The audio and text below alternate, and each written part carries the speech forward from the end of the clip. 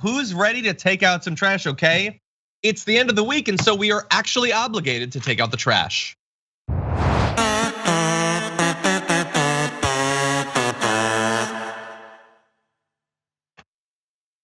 Brett, it is never difficult in America to choose just one piece of trash to throw away. This week, as always, has been difficult.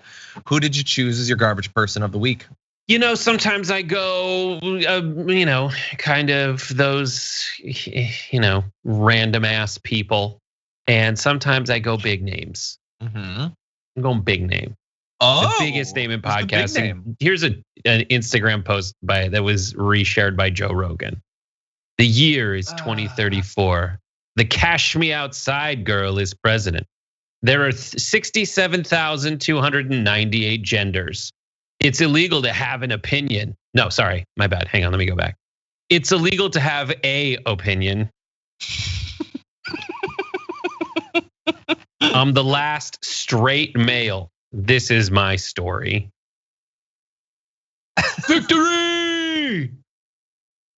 Joseph endorsed. Basically, this is not, he wrote this message, but this is Joe Rogan and he approved this message. It is so stupid in every possible way. Like,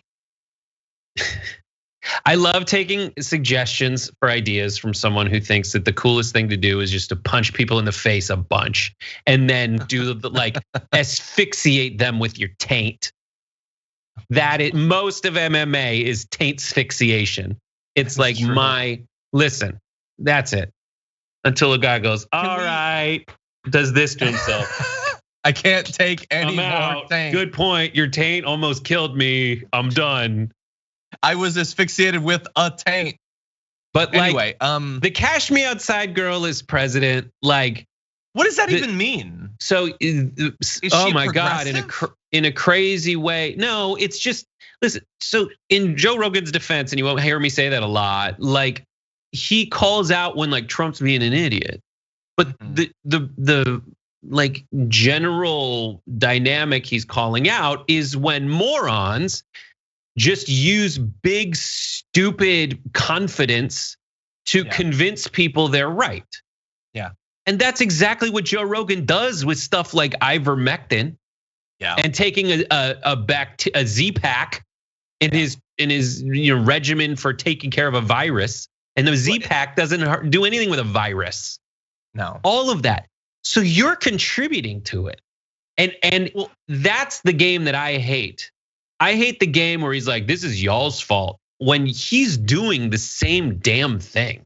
Yeah, well, the beginning of that meme is, look, we've taken someone who's not qualified and given them a position of incredible influence and power. Yeah, and that's Joe Rogan. That's Joe Rogan. That's 100% Joe Rogan. Joe Rogan could be president in 30 years in a conservative dystopia. That's entirely possible. Why not? Yeah. And then, of course, there's no one can have an opinion. Well, apparently they can have an opinion about their gender in this future at the very least. That's something.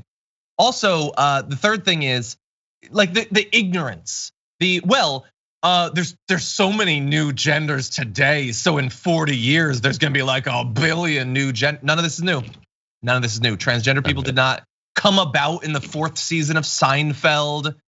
Two-Spirit, like all of these things are not new. They're not specific to this time or America. Do a little bit of research. Bring on an author. Don't you do that? Pay attention a little bit when you talk to them. None of this is new. To be fair, he brings on right-wingers. That's who he brings on. He's not gonna bring on some writer who's talked about like gender expression in societies throughout history or anything like that.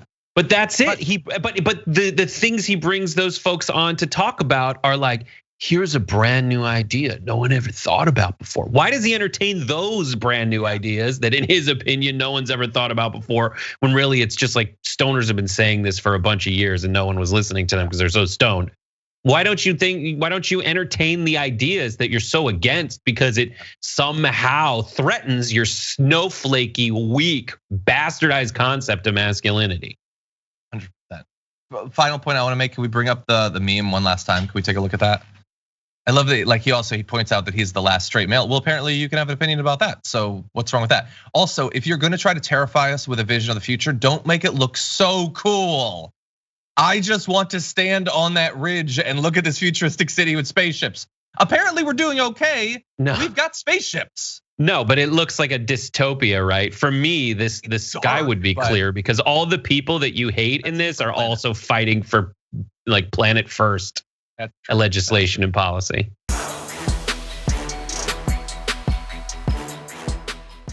Check out the Damage Report podcast each day, wherever you get your podcasts, whether Pocket Casts or Stitcher or iTunes. You can join me as I give you the news and stories you want, with a range of co-hosts and interview guests jumping in on the fun each day. Again, that's the Damage Report, wherever you get your podcasts. And if you get them at iTunes, don't forget to rate and review. Sometimes I'll read them live on the show.